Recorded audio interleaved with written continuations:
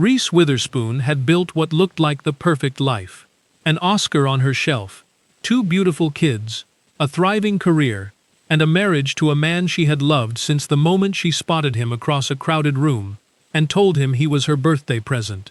But behind that picture-perfect image, something was quietly breaking apart. And when it finally shattered, it didn't happen in front of cameras or in a publicist's carefully worded statement. It happened in a hotel room, with a phone she probably wished she'd never picked up. This is the full story of one of Hollywood's most iconic couples, the pain that ended their marriage, and how both of them found their way to the other side. Laura Jean Reese Witherspoon came into the world on March 22, 1976, in New Orleans, Louisiana. Her father was a military physician, and her mother, a nurse and nursing professor, so ambition and discipline were essentially baked into her upbringing from the start. Because of her father's career in the military, the family spent Reese's earliest years living in Germany, before eventually settling in Nashville, Tennessee, the city she still considers home today. As a child, Reese was bright, driven, and deeply passionate about books. Her original dream had nothing to do with Hollywood. She wanted to be a doctor, following in her parents' footsteps. But then, at the age of 7, she appeared in a few television commercials, and something shifted. The camera felt natural. Acting felt right. She began taking classes, and her path quietly began to change direction. The real turning point came in 1991, when Reese was just 14 years old. She landed the lead role in The Man in the Moon, a film that earned her genuine critical praise and immediately established her as a name to watch.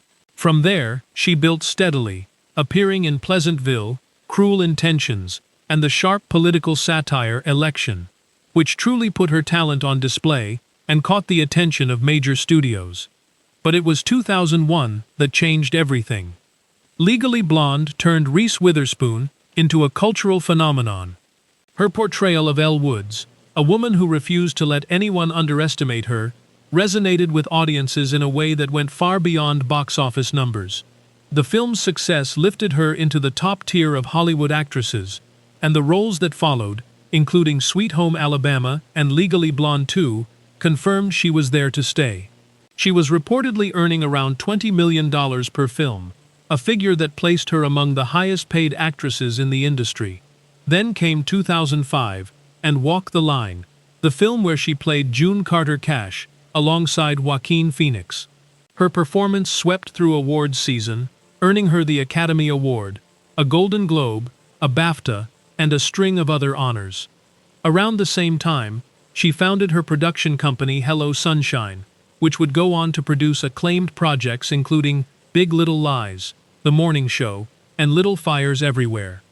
By any measure, Reese Witherspoon was at the absolute peak of her powers. And yet, even as her professional life reached those extraordinary heights, the private life she had spent years carefully building was beginning to come apart. The story of Reese and Ryan Phillippe begins, fittingly, at a party. It was Reese's 21st birthday celebration in 1997, and Ryan Phillippe was in the crowd.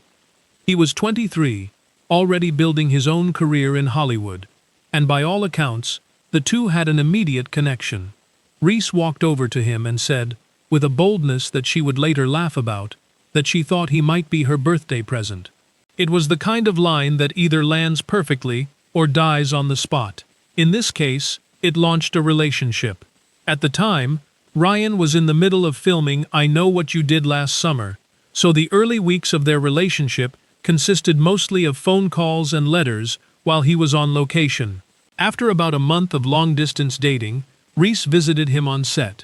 When production wrapped, they went on a short trip together and returned as an official couple. Before long, they had moved in together in Beverly Hills, and the entertainment press had crowned them one of Hollywood's most exciting new pairs. What struck many people about Reese and Ryan was how different they were from each other. Reese was energetic, optimistic, and naturally warm. Ryan, by his own admission, was quieter and more prone to negative thinking. Rather than creating friction, Ryan said their differences actually balanced them out.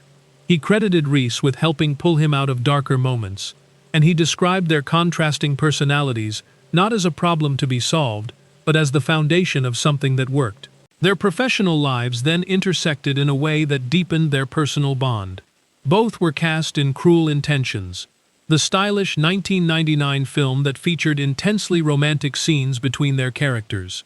Interestingly, Reese had not initially been drawn to the role of Annette. It was only after a dinner with Ryan and director Roger Kumble, which she had assumed was just a casual evening among friends, that she was invited to join the project.